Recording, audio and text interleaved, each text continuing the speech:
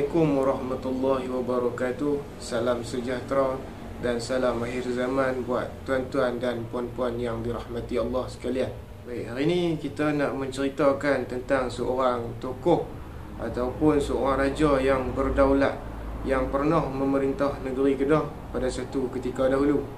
Raja ni diberi nama sebagai Sultan Abdul Hamid, ataupun lebih dikenali ataupun nama gelaran yang diberi kepadanya adalah Bapa Pemodenan Negeri Kedah.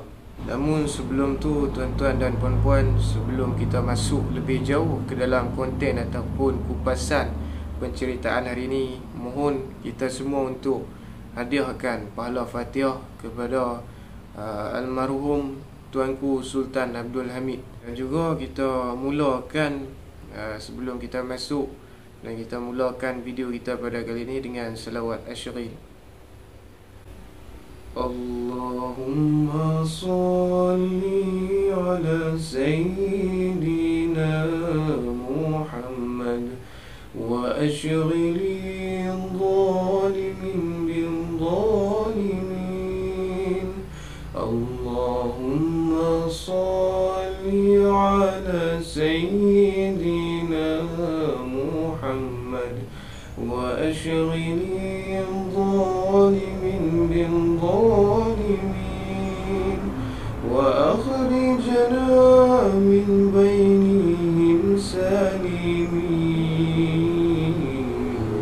wa ala alihi wa sahbihi ajma'in.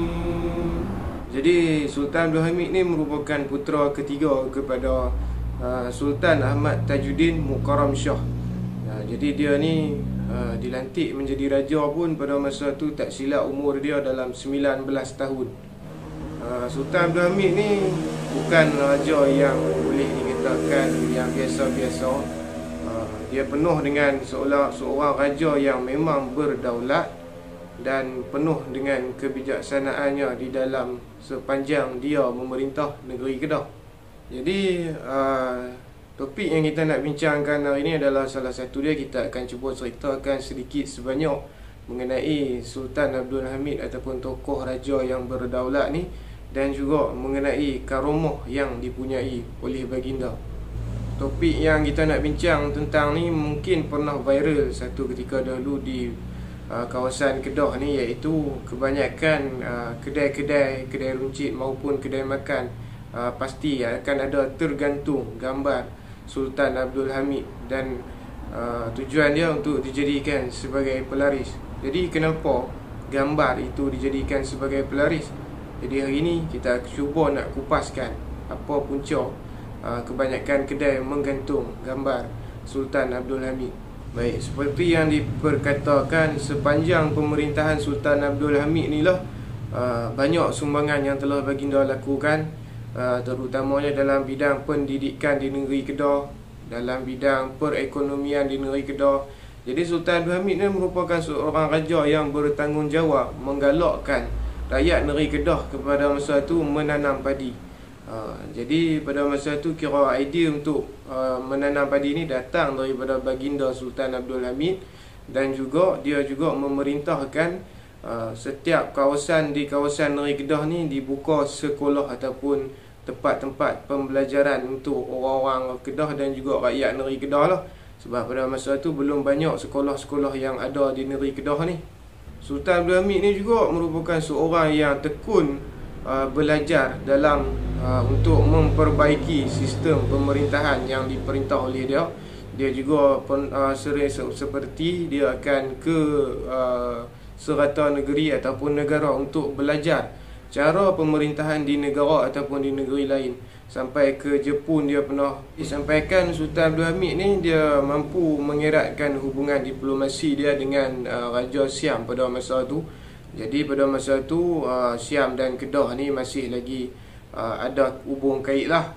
Sampaikan Raja Siam ni bagi gelaran kepada dia, dan sampai ada pingat lah yang diberi kepada Sultan Abdul Hamid ni. Dan selain daripada itu juga, selain daripada segi perekonomian dan sebagainya, Sultan Abdul Hamid juga merupakan seorang yang mementingkan soal agama. Banyak tersasul lah ini, minta maaf dah. mementingkan soal agama. Jadi sekolah agama juga banyak dibuka di negeri Kedah ni pada zaman pemerintahan Sultan Abdul Hamid. Di antaranya ialah Maktab Mahmud, dan pada masa tu tak dipanggil Maktab Mahmud, saya tak ingat nama apa. Dan juga sekolah pondok yang ada di Limbung Kapal, dan juga sekolah pondok-pondok yang lain lah, memang digalakkan untuk dibuka oleh Sultan sendiri. Dan Sultan Abdul Hamid ni juga dikatakan ataupun diceritakan oleh orang-orang negeri Kedah ni zaman dulu lah, diceritakan oleh Tok Wan yang bahawasanya dia ni merupakan seorang sultan yang bermakam wali Allah. Mana sosok baginda ni juga seorang yang tekun dalam belajar mengenai agama. Pernah diceritakan, dikatakan bahawasanya pada suatu hari Sultan Abdul Hamid ni dia nak mengaji agama kepada seorang guru mursyid. Jadi dia pergi ke rumah ataupun tempat dia nak belajar itu dengan menunggang gajah pada masa tu. Tapi disuruh balik oleh guru tersebut kerana dia datang pada masa tu dengan gajah, ataupun dia datang sebagai raja. Jadi guru ni nak dia datang sebagai diri dia yang orang kata apa, tak ada apa-apa gelaran dan sebagainya lah. Jadi keesokan harinya Sultan Abdul Hamid ni datang dengan berjalan kaki semata-mata nak menuntut ilmu. Subhanallah. Dan juga antara kelebihan atau karamah yang dimiliki oleh baginda Sultan Abdul Hamid ni diceritakan oleh orang tua-tua dulu yang bahawasanya dia ni mempunyai orang kata apa, macam lidah hitam. Lidah hitam ni maksud dia kalau dia sebut tu benda tu akan jadi.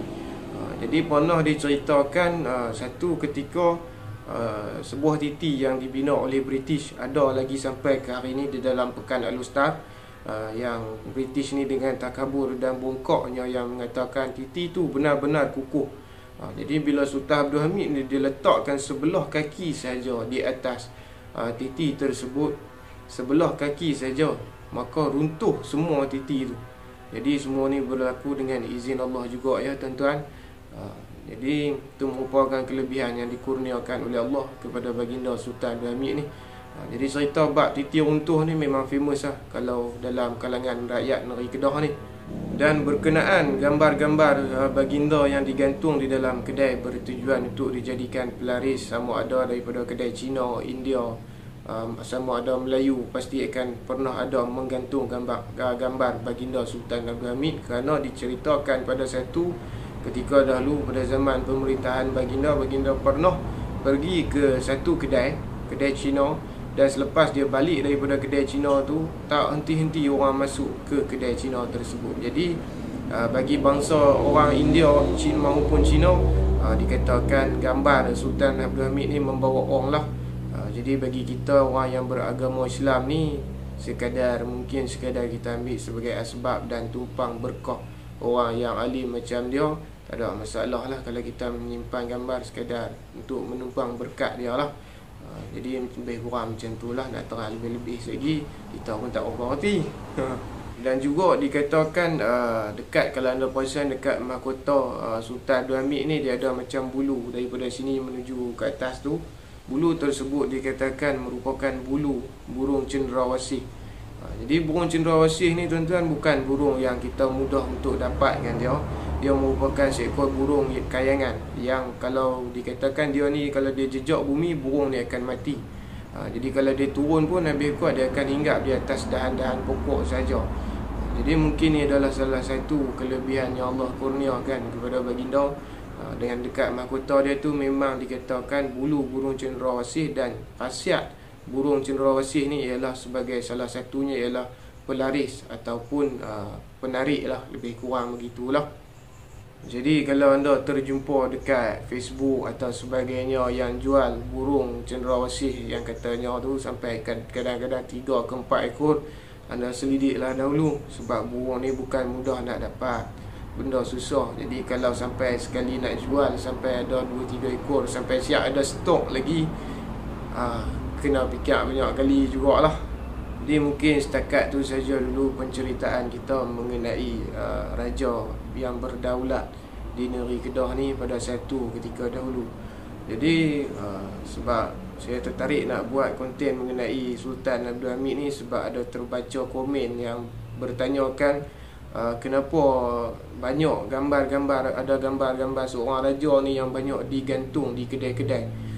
Jadi mungkin dalam konten ni terjawablah siapa tokoh ni kan. Kalau ada silap sepanjang penceritaan ni dan ada tersalah cakap maupun kata, mohon ampun dan maaf daripada saya.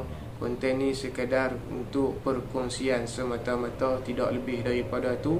Dan semoga kepada semua yang menonton daripada awal sampailah habis konten ni diredai dan dirahmati oleh Allah Subhanahu Wa Taala.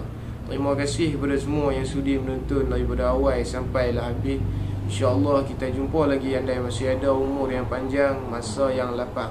Assalamualaikum warahmatullahi wabarakatuh.